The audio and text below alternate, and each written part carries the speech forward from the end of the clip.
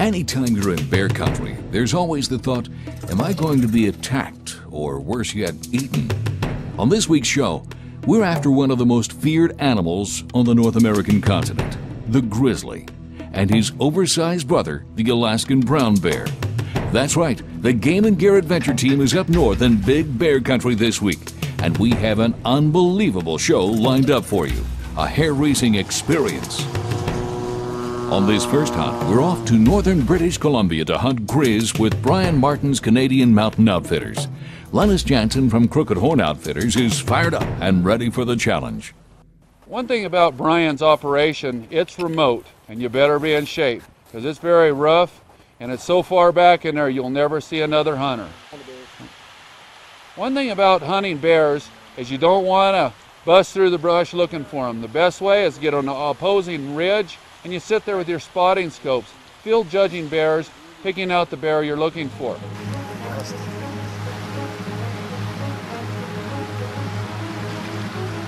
Once we saw the boar that we were looking for, we knew we had to get on him fast before darkness came in and it looked like a storm was about to hit again. So we jumped in the boat, went quietly across the lake, and started climbing the adjacent hill. This climb, which looked like a hill from across the lake, was one of the steepest mountains I had climbed. Once we got up there, the alders were so thick, we knew we were close to the bear, but we didn't know how close. We didn't know if he was on top of us, below us, or right in front of us. It made the hair on your neck stand up. Once up above, it didn't take long for guide Brian Martin to find the big boar that he and Lennis had spotted from the distant bank. Making their move, Lennis and Brian searched for an open shot in the thick brush.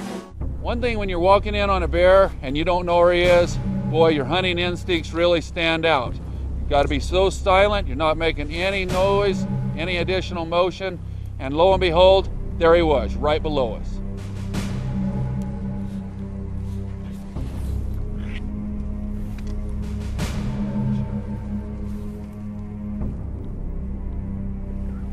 The problem with getting a shot on this bear is he was in the middle of the alders, and we couldn't get a good angle at him so we could see really his vital area. Anytime you're within a bear's danger zone, minutes seem like hours. Lennis patiently waits out this huge grizz. The thick alders make this shot almost impossible. Shot placement is extremely important on these big bears. A poorly placed bullet can cause a dangerous situation for both hunter and guide. A lot of bad bear hits have given hunters more excitement than they ever bargained for.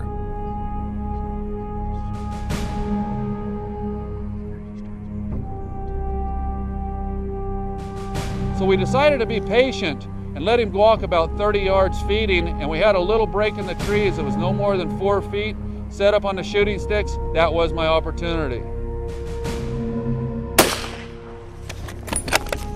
The thick brush has blocked the impact, raising a huge question mark in Lennis's mind. Is he hit hard enough?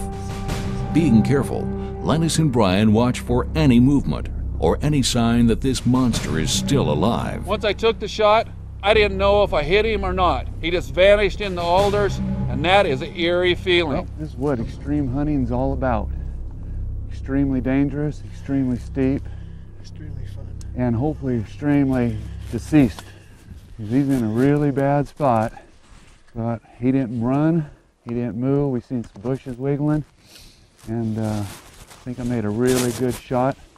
And give him a few minutes, maybe even an hour, before we go down there and check him out. But that's what extreme hunting is all about, and I am psyched.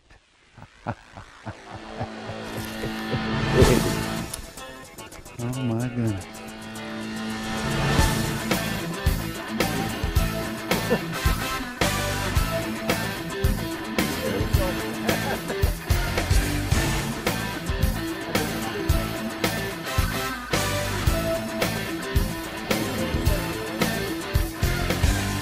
Yeah! Well, first I got to thank you, Brian. You showed me one heck of a great hunt here. We saw 6 bears, and it's been just so entertaining. And I do have to thank the good Lord for a great shot, and my comrade Tyler, the videographer. He has great eyes and has been marching around with that camera through all this brush.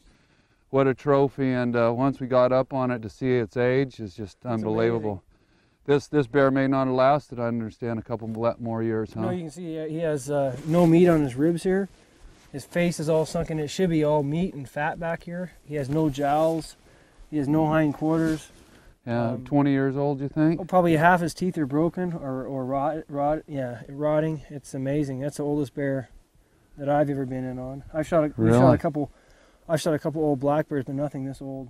Well, that's the ones you do want to harvest when you hunt these bears. And you have a phenomenal area here. Canadian Mountain Outfitters.